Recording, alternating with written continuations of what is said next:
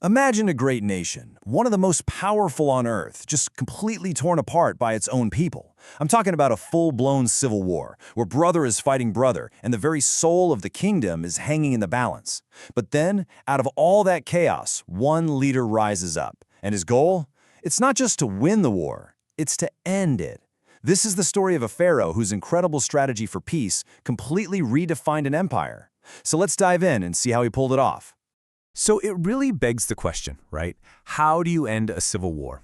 I mean, when a nation is just split right down the middle, when both sides are absolutely convinced they're right, how do you possibly stop the fighting and build a peace that actually lasts? You know, the usual playbook is pretty simple. You just crush the opposition.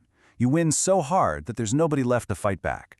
But our pharaoh, Khasekhemui, well, he had a much more radical, and honestly, a much more brilliant idea. All right, so to really get what makes this guy a genius, you've got to understand the absolute mess he inherited.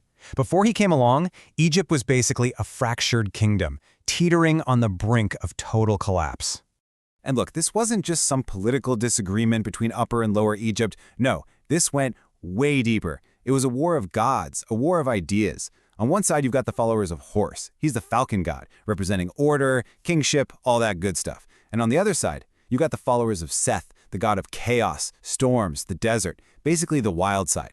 We're talking about a fight for the very soul of Egypt. So, into this total chaos steps a commander named Khasekhemui. And his first solution to all this division? Well, it was simple, it was direct, and it was brutal. Overwhelming force.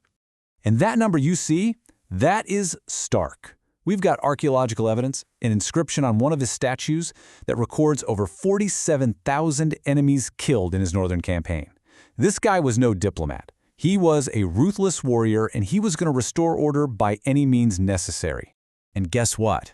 It worked. He won. He absolutely crushed the rebellion and stood there as the undisputed victor. But, and this is where the story gets really interesting, that military victory, that was just the warm-up act for his real masterstroke. So how did he signal this brand new strategy for the future of Egypt? He did it with a single, profound move. He changed his own name. Okay, so his original name was Khasekhem, and that literally means the powerful one appears. Kind of perfect, right? It totally described him, this single, dominant force who showed up to impose his will and bring back order through pure strength. But then, after he wins, he renames himself Khasekhemui. See that little Y at the end? In ancient Egyptian, that signifies two of something, a duality. So his new name meant the two powerful ones appear. This is the genius part. In one move, he went from being one power to representing two. He was basically telling everyone, the fight's over, both of these divine forces, they're now inside of me. This just sums up his strategy perfectly. Think about it. He didn't try to erase Seth, the god of his enemies. Instead, he put both Horus and Seth on top of his royal banner. He wasn't saying Horus beat Seth. He was saying, I am the vessel that holds them both. He didn't just win the conflict, he absorbed it into his very identity. And this move, this act of pure political and religious genius, it did more than just end a war. It kickstarted a golden age. The peace he created, it unleashed a wave of building, creating, and flourishing that Egypt had never seen before. So around 2690 BCE, the unification is finally complete.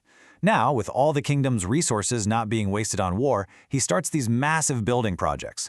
One of them is this incredible structure called Shunet el-Zabib.